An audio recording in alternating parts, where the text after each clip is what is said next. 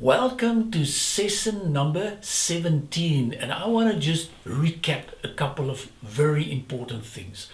When you start with a new skill, remember you need practice and practice as well as a lot of repetition. So for this program, we've identified 5 key steps. Number 1, reflect about thoughts that's coming into your mind. The second one is replace that. And don't dwell on those negative thoughts. That's number 2. Number 3, rewrite it. In other words, fill it up with some positive wisdom quotes and thoughts.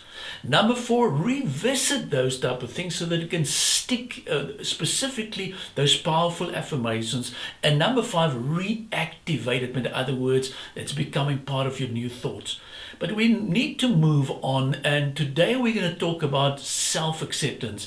In my next session, I'm going to talk about self-awareness, and then also session number 19 about self-talk. 3 very important topics. I'm just thinking of an example or a quote from Zig Ziglar. And in his words was something that it's very fond of. And listen to this. Sitting still and wishing makes no person great. Yes, we can't sit still and do nothing. And then he said also the ladder of success works like any ladder. Very few have climbed it with their hands in their pockets. So it's time to get involved. So I'm going to look at 3 things. Number 1, happiness. Secondly, optimism, and then finally stress. 3 very important EQ concepts. Now, I want to start with a letter that I received about 2 weeks ago. In fact, dated the 30th of March. And listen to this. I hope this email will find you well. My name is Flora, and I was fortunate to attend your emotional intelligence course at Reims Management. It's about in France, near Paris, 10 years ago. I've been meaning to contact you for a long time, as you've made such a huge impact on my life and my career. You were a fantastic teacher, and I'm saying to God all the glory. I'm not going to focus on that right now. But listen to this person's words. I never forgot what you said to us on our first day. I am so happy to be here with you, and there's nowhere else I would have rather be right now. And you also were there, the first teacher I've ever heard asking us these fundamental questions. Why are you here? What do you want to do with your life?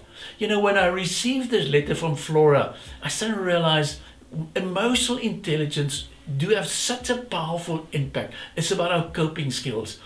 So self-acceptance, in other words, is that, where do you stand? And specifically with happiness. Is it hard for you to enjoy life right now? I know it's a loaded question. Are you enthusiastic? Are you happy? Are you satisfied? So Mario, how can you ask that question? This is so true because I see it on a daily basis, newspapers and articles about the great leaders are made in terms of crisis. You've got to be a digital leader, coping with life with lockdown. What does life after lockdown look like? So lots of these questions that they keep on asking and throwing to us. But remember, life is the most difficult exam. Many people fail because they do try to copy others, not realizing that everyone has a difficult question paper. Oh, that's such a great statement. And then I want to move on to optimism. In other words, do you expect the worst? Are you optimistic? Do you see the best in others? So, if you look at the media again, what do they sell bad news often, and we must adapt it. So you will see articles like economic meltdown. How do I recover right now? So I'm asking yourself, where do you see yourself, and are you an optimistic or a pessimistic person? And then the impact of stress tolerance. How do you keep calm in difficult circumstances? Are you nervous? How do you cope with these type of things? And I want to go back to this research of Martin Seligman, who talk about 3 P's. Number 1 was permanence. How do you see setbacks? In other words, you've got a choice. Are you going to be optimistic or are you going to be pessimistic? And then you look at things like pervasiveness. Is the way you're going to explain these events. And then the third thing was personalization. In other words, what do you do with these type of things and stress? So to me, it's very important. So what do we face right now? How do we see it? And I always want to use this example: think, think, think. Listen to the word think. Is it true? Is it helpful? Is it inspiring? Is it necessary? And then finally, is it kind? And I know life crisis right now is going to help us to be, to understand also the setback. But I want you to understand, don't be a victim mentality for the rest of your life. And I'm thinking of specifically now Psalm 23, verse 4. Even though I walk through the valley of the shadow of death, I will fear no evil, for you are with me. Your rod and your staff, they comfort me. Beautiful, wonderful words. And I want to close with the words.